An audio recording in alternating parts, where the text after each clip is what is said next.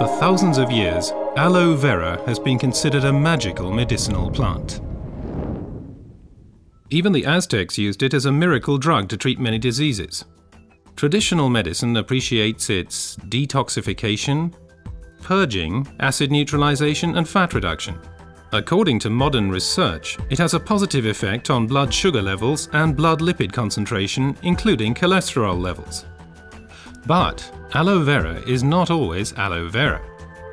Real aloe vera, the Aloe barbadensis, is a desert lily and is cultivated in arid regions, primarily in Central and South America. The effects of aloe vera are strongly dependent upon how it is processed, and the differences already begin with how it is harvested. In order to avoid damaging the plant, the leaves should ideally be cut by hand. As the outer skin of the leaf contains poisonous aloin, a substance that protects the plant from animals and has a laxative effect on humans, the skin must be carefully separated from the inner leaf gel.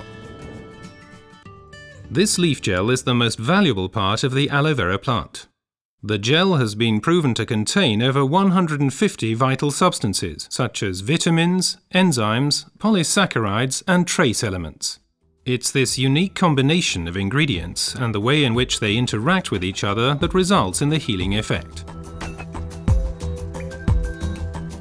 One of the most important plant substances is asiminan, which has a positive effect on the immune system and can also reduce inflammations and free radicals.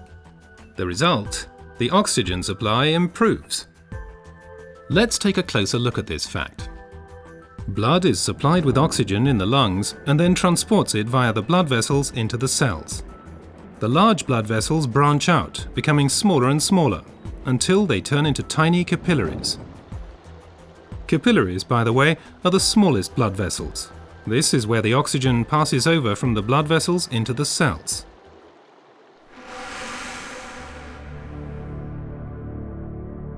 Poor eating habits, environmental pollution, stress, and increased physical effort weaken our immune system. Free radicals have an easier time of things and can cause microinflammations throughout the body.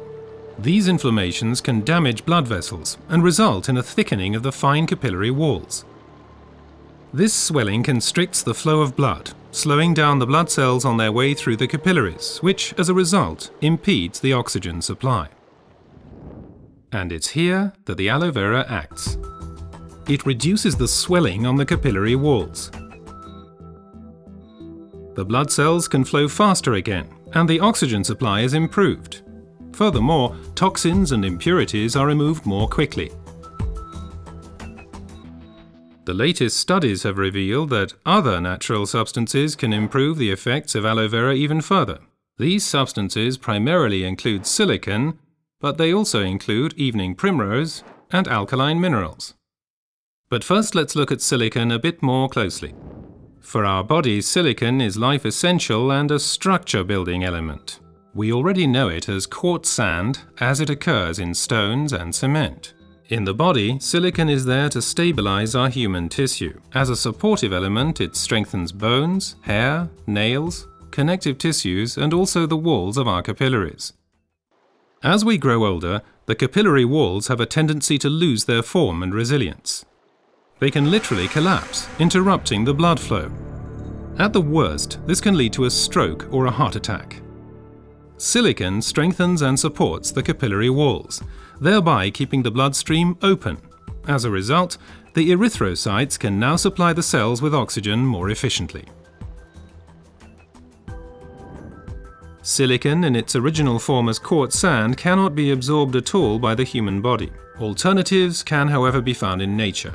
An ideal plant-based source is the stinging nettle. It is rich in natural silicon, which can be better absorbed by humans.